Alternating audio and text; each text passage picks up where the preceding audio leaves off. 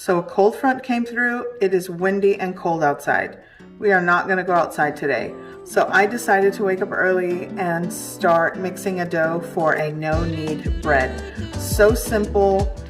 It's just warm baked bread. Very easy technique, and it's so good. Here's how I make it. I'm going to start making my dough.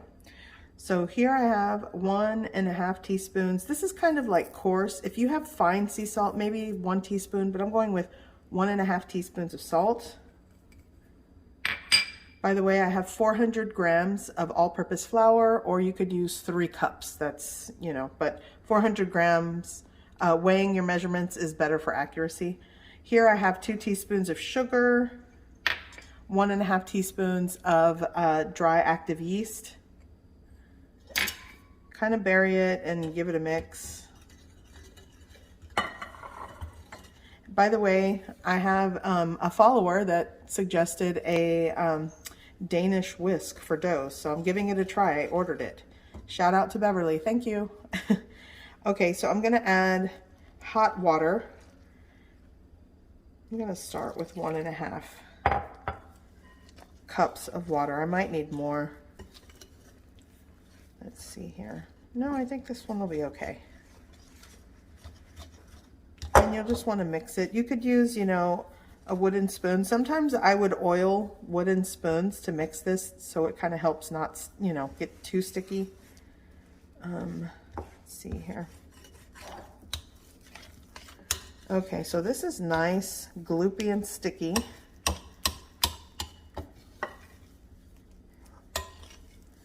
And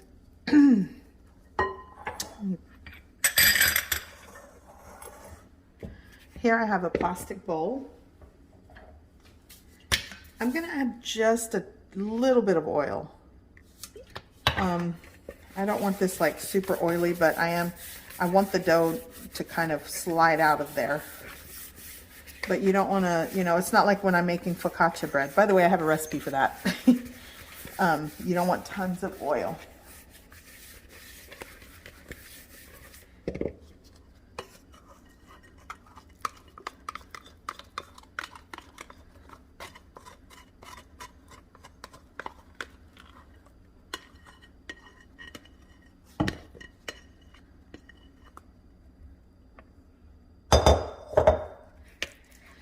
Okay, I kind of want everything, there we go.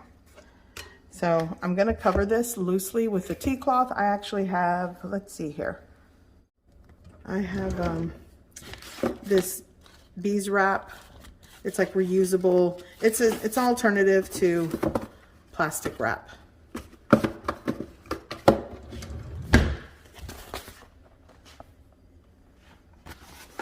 So I'm just gonna cover that and let it hang out. You can turn the oven light on and put it in your oven. And I'm gonna let this proof for like two hours or so until it doubles in size. Okay, so this has been resting for like 2 hours in my oven. I'm gonna take it out.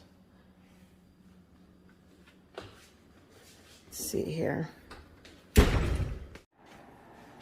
Okay, so here's the dough. Nice and jiggly. It smells wonderful. This is after 2 hours of proofing in the oven.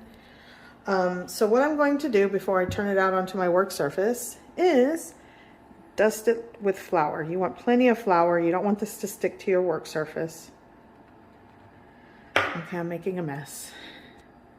So now what I'm going to do is turn out the dough onto the floured work surface. And I'm just gonna, there you go.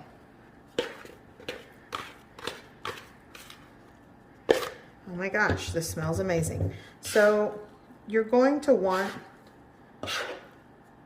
to kind of, you're not really kneading it, you're pushing it in on itself to create, you know, the shape of the bread. And I'm really trying to keep the flour on the surface of the bread and not fold it into the dough. Or not the bread, but the dough. I'm not going to go crazy with the folding here. So I should be able to handle it with my, there we go. and just kind of tuck it under.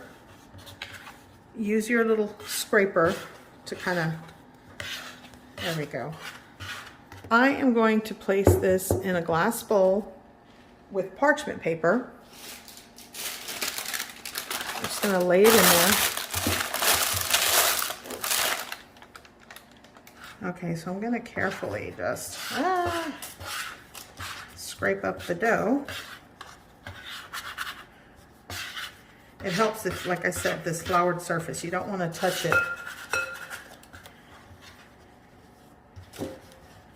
There we go. Right into your bowl. And I'm going to let this just rest for another 30 minutes or so until my oven's preheated, and I'm going to preheat my Dutch oven. That's what we're going to bake it in. So this is going to hang out right here. I'm going to cover it and just let it hang out till you're ready to use it, another 30 minutes or so. Okay, so I'm going to preheat my Dutch oven. I'm going to preheat it. I'm going to heat it through at 450 degrees Fahrenheit for about 15 minutes to get it nice and hot. And then I'm going to add my rested dough. And I'm just going to take the parchment paper, pop it right into my Dutch oven. You don't have to use a Dutch oven. Just make sure you're using something that you can bake with a bake-proof lid. Cast iron skillet might work, a very deep one like a pot. I've seen stainless steel pots with like stainless steel lids. You could bake this, you know, in any type of loaf pan, but again, lid. And Dutch ovens and, you know, anything that's cast iron retains the heat a lot better than maybe, let's say, something that's non-stick. So stick with like heavy bottom oven safe pots or baking dishes with oven proof lids. Okay, so we are going to carefully take this out. Gonna close my oven. Okay, so here we are, super hot pot. Don't touch it. But now I'm going to put my bread into the pot. Okay, so I'm going to carefully just take this entire thing and put it right into my hot Dutch oven. Cover with my oven-proof lid and back into my 450 degree Fahrenheit oven. Okay, so it has been, let me do this. Oops. Okay, so it has been 30 minutes at 450 degrees. We're going to carefully remove the lid.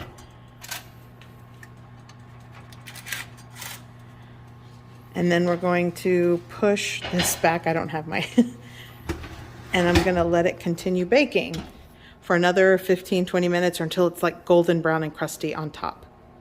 Okay, so we are going to get this out of the oven. Oh, looks amazing. Okay, so I'm going to, let's do this carefully. It's still hot. But I'm going to take this out. There we go. And I'm going to move this pot out of the way.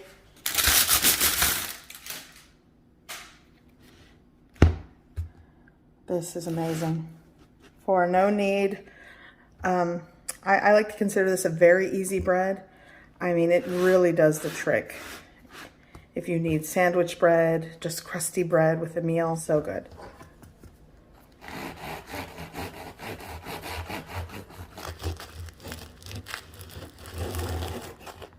Oh, gosh. This is just soft, crusty on the exterior. Now, had I baked this like maybe 20 to 30 minutes uncovered, it would have gave me a really crusty, darker top, and I don't know, I love it. Super soft and moist on the inside. I'm gonna take some butter.